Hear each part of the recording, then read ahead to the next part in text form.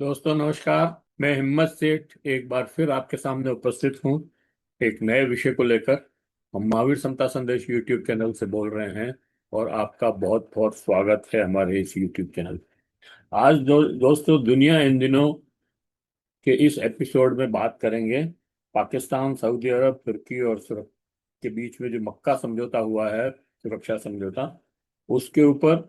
रूस से अब यूरोप में शताब्दी का सबसे भयंकर सूखा, बेल्जियम में आग, कोलंबिया में आग, और कोलंबिया में भूकंप भी आया है। कोलंबिया में शक्तिशाली भूकंप, इसके पहले मेक्सिको और वेनेजुएला में भी आ चुका है। और इंडोनेशिया में भी भूकंप आया, बहुत ही भयंकर भूकंप है। और फॉर्मुज जलडमरू मध्य की गंभीर संकट, अमेरिका ईरान संकट और बातचीत। ये मुख्य मुख्य खबरें हैं, बाकी कुछ और खबरें भी होगी इसमें, लेकिन हम ईरान और अमेरिका से बात शुरू करेंगे। उनके बीच में जो बातचीत होने वाली थी वो अटक गई है। और मैंने आज ये पीछे ट्रम्प साहब का फोटो और उसके साथ जो इनकी वजह से तबाही हुई है गाजा में और लेबनान में और ईरान में और मतलब इसराइल में भी थोड़ी बहुत। तो इसराइल की वजह से ही हुई है तबाही, लेकिन ये जो तबाही हुई है उसके लिए ये सिर्फ एक ही आदमी जिम्मेदार है, वो है ट्रम्प। इन्होंने बिना सोचे समझे हमला कर दिया। और अब अ, जब हमला कर दिया 28 फरवरी को ईरान के ऊपर, उसके चलते हॉर्मुज जो है, ईरान ने कब पूरा नियंत्रण कर लिया, वहां से व्यापार करना बंद कर दिया, व्यापारिक जहाज को रोक दिए। तब अब ये ट्रम्प साहब जो है दुखी हो रहे हैं और कह रहे हैं मैं ट्रम्प इसके ऊपर कब्जा कर लूंगा, और ब्लॉकेट तो लगा ही दिया है। अब ये कह रहे हैं कि हम इसको अमेरिकन टेरिटरी डिक्लेयर कर देंगे। पता नहीं अब क्या करने वाला है ये। तो ये सारी बातें हम अभी करेंगे। और उसके पहले कि मैं इन बातों पे आऊं, आपसे ये निवेदन है कि अगर आपने अभी तक भी हमारे YouTube चैनल महावीर समता संदेश को सब्सक्राइब न किया है तो सब्सक्राइब कर लें, बेल आइकन दबाना न भूलें। और अगर वीडियो अच्छे लग रहे हैं तो लाइक करें, फॉरवर्ड करें, और लोगों को भी भेजें, अपने मित्रों को भी भेजें, और इस गंभीर वार्ता में शामिल हों। आ, अब ये जो वार्ता हो रही थी वो दोनों के अड़ने से रुक गई है। हॉर्मुज का ही मुख्य मुद्दा है अब।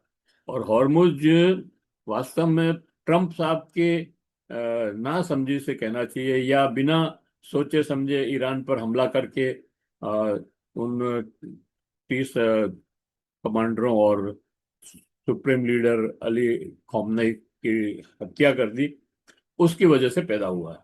उसके पहले सिर्फ परमाणु बम का और यूरेनियम, रिच यूरेनियम का की बात चल रही थी। अब रिच यूरेनियम के लिए तो ये कह रहे हैं कि हम इसके ऊपर अभी चर्चा न भी करेंगे तो चलेगा, खाली हॉर्मुज खोल दो और फिर जो है हम यहाँ से निकल जाएंगे और फिर बातचीत कर लेंगे, और हॉर्मुज पे हमारा नियंत्रण तो रहेगा। और उन्होंने ये जो मैं जैसा कि मैंने पहले बताया कि उन्होंने ये घोषणा कर दी है कि हॉर्मुज पर अमेरिका का क्षेत्र, टेरिटरी घोषित कर देंगे, और यहाँ से निकलने वाले जहाजों को अमेरिका सुरक्षा देगा। ये उनकी कुल मिलाकर के बातचीत है। अब इससे चिंता और बढ़ गई है। चिंता इसलिए बढ़ गई है कि हॉर्मुज को ऐसे तो ये कब्जा नहीं कर सकते, और ईरान जो है अभी भी जीता हुआ है। और अभी मतलब उसकी जो ताकत है वो कोई बहुत कम नहीं हुई है। उसने अपने फैक्ट्रियां और मिसाइल्स और ड्रोन्स बनाना जारी रखा हुआ है और बढ़ रही है। और और अमेरिका पूरी तरह से हार गया है, लेकिन वो अपनी हार को बर्दाश्त नहीं कर पा रहा है, इसलिए वो हॉर्मुज को इशू बनाए हुए है। नहीं तो उसको तो चले जाना चाहिए था यहाँ से, लेकिन नहीं, वो नहीं जा रहा है। और अब ये लग रहा है कि हॉर्मुज को कब्जा करके बाकी जगह से अपने सैन्य ताकत को कम करने की बात सोच रहे हैं ट्रम्प साहब की। मिडिल ईस्ट में जो 50-60 हजार सैनिक वहां पर लगा रखे हैं, उनको कम कर देंगे, वहां पर जो असला लगा रखा है जहाजों का, और वो भी कम कर देंगे, और हॉर्मुज पे अपना कब्जा रखेंगे, और यहाँ से नियंत्रण करेंगे सारी चीजों का। और अब ये प्रवीण सहानी जो रक्षा विशेषज्ञ है, उसके अनुसार तो अब ट्रम्प साहब और अमेरिकन एस्टेब्लिशमेंट ये भी कर सकता है कि वहां टैक्टिकल परमाणु बम छोड़ दें। उससे जो तबाही होगी वो तो अलग बात है, लेकिन उससे इनका कब्जा हो जाएगा, और अमेरिका की मिलिट्री फर्स्ट हो जाएगी। ये अभी जो हार हार जो पच नहीं रही है, उस हार को दबाने के लिए हम वहां पर टैक्टिकल परमाणु बम छोड़ सकता है।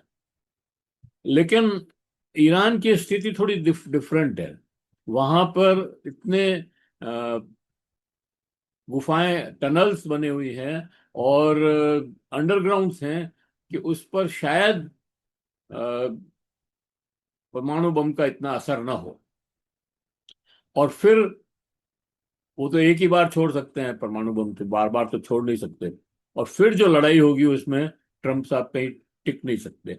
मेरे को ऐसा लगता है, पता नहीं, अब ये जो शिक्षा, ये रक्षा विशेषज्ञ है वही इस बात को ज्यादा बता सकते हैं। लेकिन प्रवीण सहानी ये कह रहे हैं कि टेक्टिकल परमाणु बम ये छोड़ सकते हैं इन्होंने, और एकमात्र ये देश है जिसने जापान पर पहले उपयोग किया था, और अब यहाँ पे भी कर सकते। लेकिन इसकी एक और दुविधा है। उस समय तो केवल अमेरिका के पास परमाणु बम था, और उनको टेस्ट करना था। वो टेस्ट के लिए दोनों जगह अलग अलग छोड़े। एक जगह यूरेनियम वाला छोड़ा, एक जगह वो दूसरा जो बनता है उस वो छोड़ा। लेकिन अब करीब 6-7 देशों के पास, 8 देशों के पास परमाणु बम है। जापान के पास नहीं है, लेकिन अ, उत्तरी कोरिया के पास है, चीन के पास है, फ्रांस के पास है, ब्रिटेन के पास है, भारत के पास है, पाकिस्तान के पास है, अमेरिका के पास तो है ही, और रूस के पास तो सबसे ज्यादा है। और ईरान भी हो सकता है उसने बना लिया हो, क्योंकि उसके पास जो रिच यूरेनियम है उससे 8, 10, 10, 12 बम बन सकते हैं। और अ, इजराइल में भी है। तो अगर एक जगह कहीं बम छूटा, तो दूसरा नॉर्थ नॉर्थ कोरिया ने तो कहा ही है कि अगर वहां पर इस तरह की कोई हरकत की अमेरिका ने, तो हम वहां पर खड़े मिलेंगे। तो इसका मतलब ये है कि वो अपने बम जो है फिर अमेरिका अमेरिका में छोड़ सकता है, या और आसपास के एरिया में छोड़ सकता है, जिससे वहां पर बहुत ज्यादा तबाही होगी। तो ये एक बहुत ही चिंताजनक स्थिति में आ गए हैं। और ट्रम्प साहब भी समझने को तैयार नहीं है, और अमेरिकन इस्टेब्लिशमेंट भी समझने को तैयार नहीं है। जो अमेरिकन इस्टेब्लिशमेंट में बहुत सारी चीजें, ये अमेरिकन कांग्रेस है, वहाँ का ये जो शेयर मार्केट का लोग हैं वो हैं, कॉरपोरेट्स हैं, वो सारे लोग उसमें शामिल हैं, और वो ये चाहते हैं कि ये युद्ध जारी रहे। पता नहीं क्यों चाहते हैं ये। तो प्रवीण सहानी तो यहाँ तक कहते हैं कि इसमें अमेरिका स्पेस टेक्नोलॉजी का भी उपयोग कर सकता है। सैटेलाइट से, स्पेस टेक्नोलॉजी से हमला करेगा वो, और फिर यहाँ पर तबाही करेगा। तो देखना पड़ेगा कि ये क्या वास्तव में ऐसा होता है, या अभी ट्रम्प साहब अभी इस स्थिति तक नहीं पहुंचेंगे। मुझे नहीं लगता है कि अभी भी ट्रम्प साहब या कोई भी साहब एटॉमिक पावर का उपयोग करेंगे, क्योंकि ये इतनी बड़ी तबाही लाएगा। तो रूस, अमेरिका, फ्रांस, ब्रिटेन, और चीन, और कोरिया, ये सब जने अगर एक एक बम भी फोड़ देंगे, तो पूरी दुनिया नष्ट हो जाएगी। इधर ट्रम्प साहब ने कल धमकी दी है ओमान को, कि तुम हॉर्मुज पे ईरान से कोई समझौता नहीं करोगे। जबकि ईरान और हॉर्मुज के बीच में समझौता वार्ता चल रही है, और हो गया है लगभग समझौता। और आज जो 60 दिन हो गए उस सीज फायर को, और आज से ईरान ने भी टैक्स वसूल करना शुरू कर दिया है और ओमान भी वसूल कर रहा है। तो अब ट्रम्प साहब की ये स्थिति है कि उन्होंने कहा है कि हॉर्मुज पे अगर तुम समझौता करोगे तो मैं ओमान पे इतने बम गिराऊंगा कि बर्बाद हो जाओगे। और ये सारी बातें जो हमेशा ईरान को कहते थे वही ओमान को भी कही। फॉक्स न्यूज के अनुसार एक साक्षात्कार में ट्रम्प ने कहा कि अगर ओमान बीच में आया तो उस पर बमबारी करके उसे तबाह कर देंगे। ट्रम्प ने ईरान को भी आत्मसमर्पण करने की चेतावनी दी है और देते हुए कहा है कि ईरान को अब सफेद झंडा दिखा देना चाहिए, यानी आत्मसमर्पण कर देना चाहिए। इस पर ईरान और आईआरजीसी ने कहा कि अमेरिकी राष्ट्रपति ट्रंप का यह दावा कि ईरान के साथ बैक चैनल पर कोई बातचीत चल रही है, ये भ्रामक और बेबुनियाद है। ऐसी कोई बात नहीं चल रही है। हताशा में ट्रंप साहब ऐसा कह रहे हैं। हाँ, ओमान से हार्मुज जहाजों के रूट को लेकर बातचीत चल रही है, वो शायद पूरी हो गई है और आज से दोनों ने टैक्स वसूलना शुरू कर दिया। हॉर्मुज जलडब्र मध्य रास्ता इसलिए महत्वपूर्ण है क्योंकि यहाँ से लगभग 20% कच्चा तेल और गैस और दूसरे पेट्रोकेमिकल्स वगैरह वगैरह भी यहाँ से ही निकलते हैं। और इस रास्ते के बंद होने से विश्व में तेल, क्रूड ऑयल की खपत ये कमी हो जाएगी और, और मतलब मिलना कम हो जाएगा, उससे महंगाई बढ़ जाएगी। और ट्रम्प साहब ने वहाँ ब्लॉकेट लगा रखा है तो कोई भी जहाज नहीं निकल सकता। हालांकि ईरान के जहाज वहाँ से निकल रहे हैं और बहुत कम निकल रहे हैं। पहले वहाँ से 100-150 जहाज निकला करते थे, अभी 19-20-25 जहाज ही निकल पा रहे हैं। तो ये एक प्रॉब्लम तो है वहाँ पे। और ईरान की और ओमान की तो वहाँ सीमा लगती है, समुद्री सीमा। वो दोनों एक खाड़ी देश हैं, दोनों दोनों किनारों पर वो हैं और बीच में ये जलडब्रू मध्य का जो रास्ता है ये हॉर्मुज का ये पड़ता है। लेकिन अमेरिका किस हैसियत से वहां पर ब्लॉकेट लगाए हुए है, ये समझने वाली बात है। ये दादागिरी तो कैसे चलेगी इसको मतलब आप ठीक है, आप बहुत बड़े आपके पास सबसे ज्यादा बड़ी मिलिट्री है, सबसे अच्छी मिलिट्री है, सबसे अच्छे हथियार हैं, सब कुछ है। इसका मतलब ये थोड़ी है कि आप सारे विश्व पे कहीं पे भी दादागिरी करोगे। आपको ग्रीनलैंड में को दे दो और पनामा नहर मेरे को दे दो और इस तरह से सब चीजें आप लेते रहोगे तो कैसे काम चलेगा। ये हॉर्मुज विवाद तो ट्रंप साहब के बिना विचार किए ईरान पर 28 फरवरी को हमला करने की वजह से हुआ है।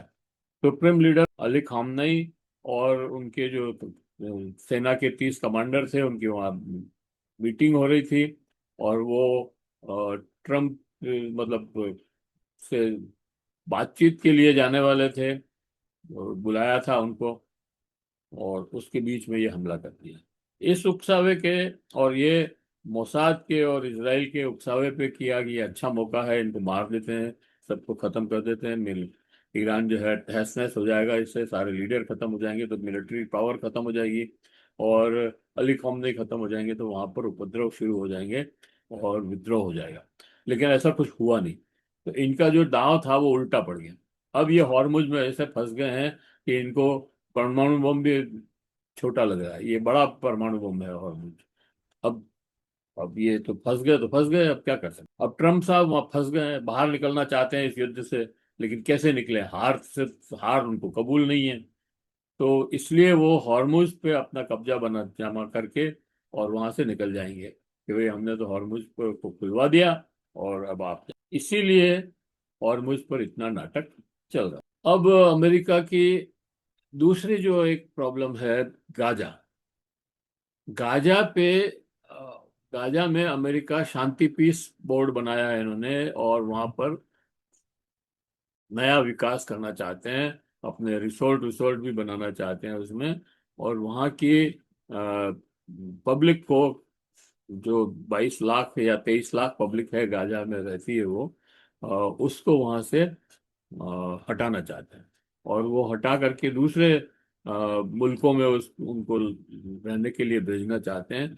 और वहाँ पर जो इनका जो प्लान है उसको क्रियान्वित करने के लिए अभी वो जो अमेरिका के कुशनर साहब गए थे शांति वार्ता करने के लिए, मिस्र में जाकर के उन्होंने हमास के लोगों को बुला करके बातचीत की और उनको ये कहा कि भाई आप इसको अपने हथियार छोड़ दो, हथियार कर दो। और फिर इसराइल से बात की उन्होंने, कहा अपने हथियार, जैसे जैसे वो हथियार सरेंडर करते हैं तो आप अपनी सेना वहां से हटा दो। लेकिन नेतन्याहू ने बिल्कुल साफ मना कर दिया कि हम वहां से 1 इंच जमीन भी खाली नहीं करेंगे और अपनी सेना को नहीं हटाएंगे जब तक कि हमास जो है एक एक पिस्टल तक भी जो है सरेंडर नहीं करे। अब ये ऐसी गुत्थी है कि ये अमेरिका के बस की नहीं है, ये सुलझ नहीं सकती है। और क्योंकि वहां पर 1948 में संयुक्त राष्ट्र संघ के तत्वावधान में अमेरिका, ब्रिटेन और बाकी लोगों ने ये तय किया था कि भाई यहाँ 2 देश बनेंगे, एक फिलिस्तीनी तो वहाँ था ही पहले से, और दूसरा जो है ये इजराइल को भी यहाँ पर थोड़ी जगह दे दी जाए तो इजराइल का भी एक देश अलग बन जाएगा और ये फिलिस्तीनी अलग देश बन जाएंगे। लेकिन इजराइल ने धीरे धीरे क्या किया, इजराइल तो देश बन गया लेकिन फिलिस्तीनी को बस देश नहीं बनने दिया, अभी तक भी उसको देश नहीं बनने दिया है। और इसमें अमेरिका और ब्रिटेन और यूरोप पूरा जो है शामिल है। तो अब क्या है कि अमेरिका चाहता है कि वहां पर एक नई पुलिसिंग, सुरक्षा के लिए पुलिसिंग की ट्रेनिंग की जाए। और इजराइल और फिलिस्तीनी जो गाजा में थोड़े बहुत रह जाएंगे उनको अलग से जो है एक, उनका नेतृत्व अलग हो जाएगा, उनकी सरकार अलग बन जाएगी और बाकी जो है वहां पर हम अपनी तरह से बसाएंगे लोग। और इजराइल ये चाहता नहीं है। कुशनर ने दोनों जगह सर बात की लेकिन अभी कुछ हो नहीं रहा है। सवाल यह है कि जब संयुक्त राष्ट्र संघ ने 2 देश, डबल टू नेशन थ्योरी के अंतर्गत 2 देश बनाने की बात कही, तो फिलिस्तीनी को क्यों नहीं माना जा रहा है? क्यों नहीं संयुक्त राष्ट्र संघ मान रहा है? क्यों नहीं अमेरिका मान रहा है? क्यों नहीं इजराइल मान रहा है? क्यों नहीं ब्रिटेन और फ्रांस मान रहे हैं? हालांकि फ्रांस और ब्रिटेन तो अब फिलिस्तीनी को मान्यता देने को तैयार हो गए हैं, स्पेन और जर्मनी भी तैयार हो गए, लेकिन ट्रम्प जो है उसमें बड़ा रोड़ा है। तो ये सारी लंबी बातचीत करने के बाद भी अभी तक कोई फैसला नहीं हुआ है। और वहां पर जो टनल्स वगैरह बनी हुई है उनको हटा करके वहां से हटना निकलना हमास के लिए बहुत मुश्किल काम है। और जब तक कि वो और आईडीएफ की जो फोर्स है, वो सेना जो है इजराइल की, वो तो वहां से हटने वाली नहीं है। और वो नहीं हटेगी तो हमास भी नहीं हटेगा। और ईरान और इस ये युद्ध जो है, और ईरान भी इसमें अगर कूद पड़ेगा तो ये बहुत भड़क जाएगा। तो ये सारी चीजें। अब इंडोनेशिया में के पूर्वी सेंगारा प्रांत, नुसर सेंगारा प्रांत में स्थित फ्लोरेस द्वीप के पास शनिवार 15 अगस्त 2026 को अत्यंत विनाशकारी भूकंप आया। और उसकी तीव्रता जो है रेक्टर स्केल पर 7.7 नापी गई है। और ये अ, भूकंप का केंद्र जो है द्वीप से 68 किलोमीटर पानी में है और 10 किलोमीटर गहराई है। तो उसका इफेक्ट बहुत ज्यादा है। और उसके बाद भी उसके आफ्टर इफेक्ट्स, झटके, शाम को फिर एक झटका लगा जो 6.5 रिएक्टर पे नापा गया उसकी तीव्रता को। और उससे लोग वहां पर जो है बहुत हड़कंप मच गई। और फिर वहां पर सुनामी की एक न्यूज आ गई, एक घोषणा कर दी कि सुनामी भी आ सकती है, अलर्ट, सुनामी का अलर्ट कर दिया। तो वहां एकदम से भगदड़ मच गई और 53 लोग मारे गए हैं वहां पे और 135 से अधिक गंभीर घायल हैं। और बुनियादी सुविधाओं का बड़ा नुकसान हुआ है, स्कूल, अस्पताल और 300 से अधिक घर, लोगों के मकान ये ध्वस्त हो गए हैं, वहाँ तबाही हो गई है। और 5,000 से अधिक लोग बेघर हैं उनको सुरक्षा के लिए, मतलब उनको राहत शिविरों में रखा गया है, और लोग जो है वहां पर इनकी मदद पर लगे हुए हैं। वहाँ 3500, करीब 3500 लोग सैन्य और पुलिस को जो है, सैन्य बल और पुलिस को लगाया है उनकी सहायता के लिए पीड़ित लोगों। सबसे ज्यादा प्रभावित इलाका नागा के, जो भूकंप के केंद्र से सबसे पास है। भूस्खलन के कारण रास्ते बंद हैं, और इसलिए राहत टीम वहां नहीं पहुंच पा रही है। इसके पहले 10 अगस्त में कोलंबिया में भी बड़ा भूकंप आया था, और वहां की तीव्रता भी रिएक्टर स्केल पर 7.4 आंकी गई थी, और इसकी गहराई 96 से 110 किलोमीटर बताई जा रही है। ये पश्चिमी कोलंबिया में आया था भूकंप। और 18 अगस्त की रिपोर्ट के अनुसार मृतकों की संख्या 280, और 4000 लोग घायल हैं, 143 लोग गायब हैं, और अभी तक भी आफ्टर शॉक आ रहे हैं, और मलबे में से शव निकाले जा रहे हैं। स्थितियां बहुत ही खराब है। राहत कार्य चल रहे हैं। मलबे में दबे शव निकाले जा रहे हैं। घायलों को का इलाज हो रहा है। बेघर लोगों को राहत शिविरों में भेजा जा रहा है। बिजली, पानी, सड़क व्यवस्था बहाल करने की कोशिश में लगे हुए हैं। इसके पहले मेक्सिको, वेनेजुएला और पिछले महीने में ही ऐसे भूकंप आए थे। तो ये लगातार भूकंप आते जा रहे हैं सब तरफ। और अब बेल्जियम में बहुत जबरदस्त आग लगी, यूरोप के अंदर। यूरोप के बेल्जियम में ये मतलब आग जो है, पहली बार, ये पहला ही देश नहीं है। इसके पहले भी यूरोप में कई देशों में आग लगी है। फ्रांस, जर्मनी, इटली, ऐसे कई देश हैं। और उसी श्रृंखला में ये आग है। और इसका सबसे बड़ा कारण ये है कि हम, एक तो वहाँ की जो नेचुरल रिसोर्सेज हैं, उनसे हम बहुत ज़्यादा छेड़छाड़ कर रहे हैं। और अ, वहाँ पर सूखा भी पड़ा हुआ है। सूखे से की गर्मी, और उससे ये आग लग जाती है। और 14 अगस्त की को शुरू हुई आग तेजी से फैली, और 16 अगस्त तक तो 3000 हेक्टेयर, यानी 30 वर्ग किलोमीटर क्षेत्र में ये फैल चुकी है। इसमें सबसे बड़ी समस्या प्राकृतिक रूप से जमीन में बड़े बड़े गड्ढे हैं। उन गड्ढों में आग सुलगती रहती है। वो उसमें क्या है कि वो खरपतवार वगैरह उग जाती है गड्ढों में, और बहुत गहरे हैं खड्डे। तो उसमें आग लग जाती है तो पता नहीं लगता कि आग है।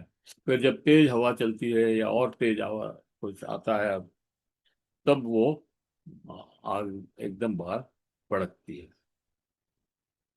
ये समस्या गर्मी अत्यधिक गर्मी और सूखा, यूरोप में जो सूखा और गर्मी है उसकी वजह से ये हो रही है। और ये मतलब जंगलों में लगी सबसे भयंकर आगों में से एक है। 17 अगस्त को वहाँ बारिश हुई, उससे थोड़ा स्थिति ठीक है, लेकिन अभी तक भी आ, वहाँ पर स्थिति बहुत ज्यादा खराब है। यूरोप में इसके पहले फ्रांस, स्पेन, इटली, पुर्तगाल, Greece, Croatia, Belgium, Germany, Albania, Britain, Cyprus आदि में आग लग चुकी है। और ये केवल आग से तबाही मची हुई है, और इस यूरोप में पूरे में न केवल आग से तबाही मची हुई है, बल्कि सूखे का कारण भी यूरोप में तबाही हो रही है। सूखा भी बहुत है वहाँ पर। इस बार सूखा, और नदियां सूख गई, ये प्रकृति विनाश के चलते सब हो रहा है। ये पर्यावरणीय घटना है। से प्रकृति से छेड़छाड़ का कारण समझना चाहिए। यूरोप का सूखा बहुत गंभीर है, और यही जंगलों में आग का बड़ा कारण है। यूरोप तथा बाल्कन में, ब्रिटेन और आयरलैंड में जुलाई के अंत तक स्थिति बिगड़ रही थी। अ, नदियां सूख गई है, खेती पर बुरा असर पड़ रहा है, जिसमें गंभीर आर्थिक परिणाम सामने आने लगे हैं। फ्रांस के मक्का की पैदावार 35% में गिरावट है। अनुमान से इटली में 60 प्रतिशत कृषि भूमि सूखे की चपेट में आ गई है। स्पेन में 49% फसल कम हुई है। सूखे के असर से बिजली पानी पर भी बहुत असर दिख रहा है। बांग्लादेश के प्रधानमंत्री ने भारत के दौरे पर आने की एक शर्त लगा दी है। और पहले वो आने वाले थे, अब उन्होंने कहा कि हम नहीं आएंगे जब तक कि भारत जो है पूर्व प्रधानमंत्री शेख हसीना वाजेद को बांग्लादेश को नहीं सौंप दे, और उसके साथ जितने भी भगोड़े और हैं उनको भी। तो ये बड़ी शर्त है, और भारत शायद इसको नहीं माने। और शेख हसीना ने पहले ही घोषणा कर रखी है कि मैं दिसंबर में बांग्लादेश जाऊंगी, चाहे जो भी स्थिति परिस्थिति हो। लेकिन इससे ये हमारे जो संबंध बांग्लादेश से है वो और ज्यादा खराब हो जाएंगे। और वो ये कह रहे हैं कि बातचीत में सबसे बड़ा रोड़ा जो है ये शेख हसीना वाजिद का भारत में रहना है। इससे माहौल नहीं बन पा रहा बातचीत का, और इसलिए ये दौरा रद्द करते हैं।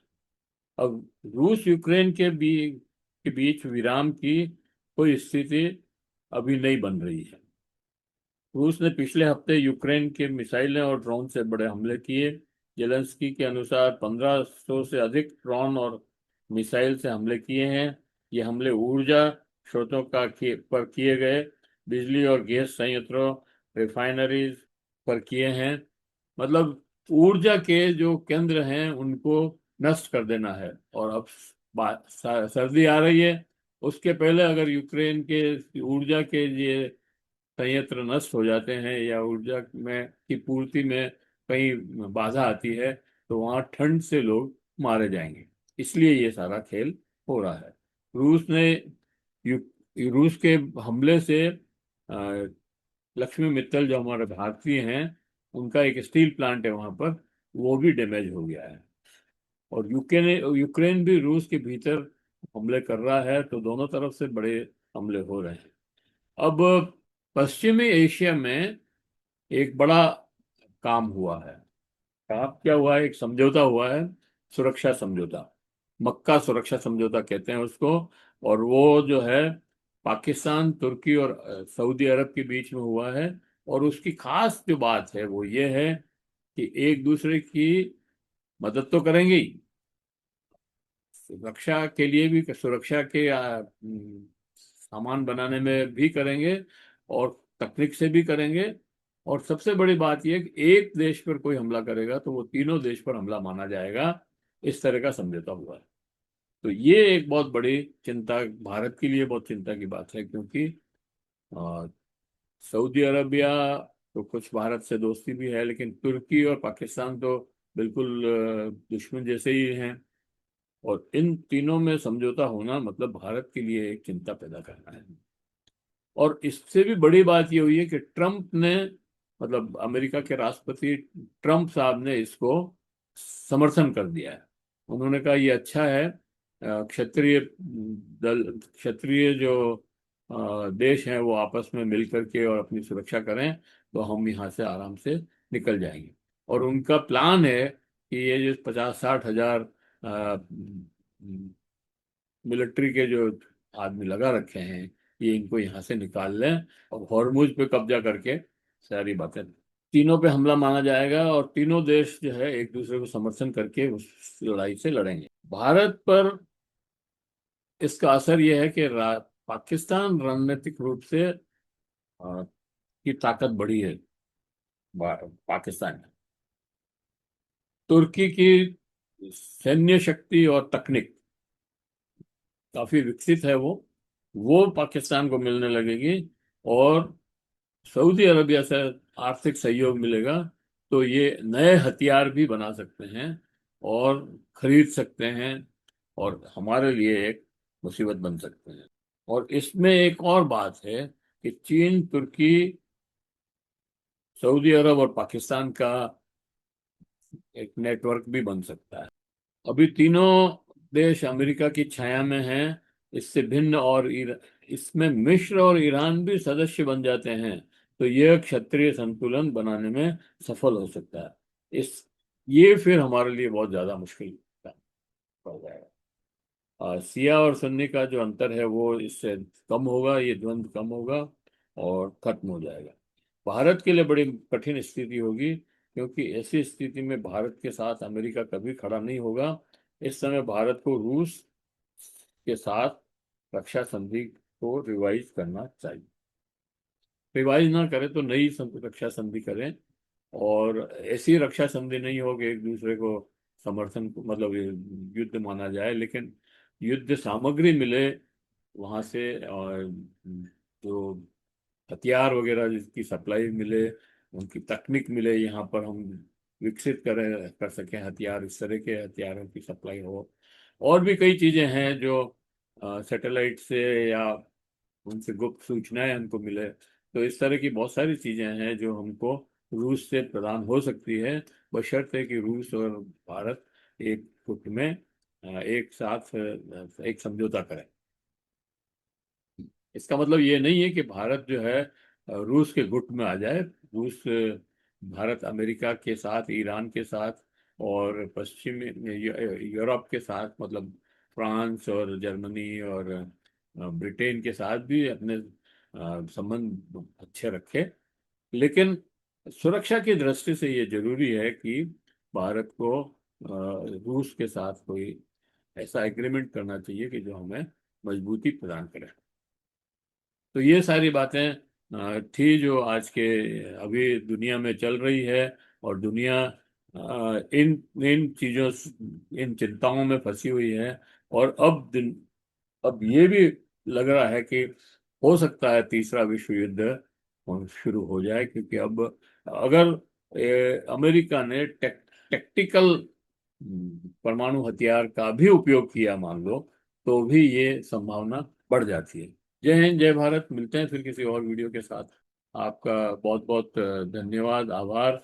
और एक बार ये अपील फिर करना चाहता हूं मैं कि अगर आपने अभी तक भी हमारे YouTube चैनल महावीर चिंता संदेश को सब्सक्राइब न किया है तो सब्सक्राइब कर लें, बेल आइकन दबाना न भूलें। और अगर वीडियो अच्छे लग रहे हैं तो लाइक करें, फॉरवर्ड करें और लोगों को भी भेजें, अपने दोस्तों और परिजनों को भी बताएं। और उनसे भी निवेदन करें कि वो इस चैनल महावीर समता संदेश को सब्सक्राइब करें, क्योंकि इस पे बहुत ही गंभीर चर्चाएं होती है, विश्व की भी, देश की भी, और आम आम जन की भी। और आम जन के साथ जुड़ा हुआ ये चैनल है, इसलिए इसका सब्सक्राइब करना जरूरी है, इसलिए ये सबके पास पहुंचना जरूरी है। ये जब तक आप फॉरवर्ड और लाइक और फॉरवर्ड नहीं करेंगे तब तक नहीं पहुंच सकता है। तो हमारी तो सीमाएं हैं। तो ये यहाँ यही खत्म समाप्त करते हैं। आशा करते हैं कि आपको ये पसंद आया हो।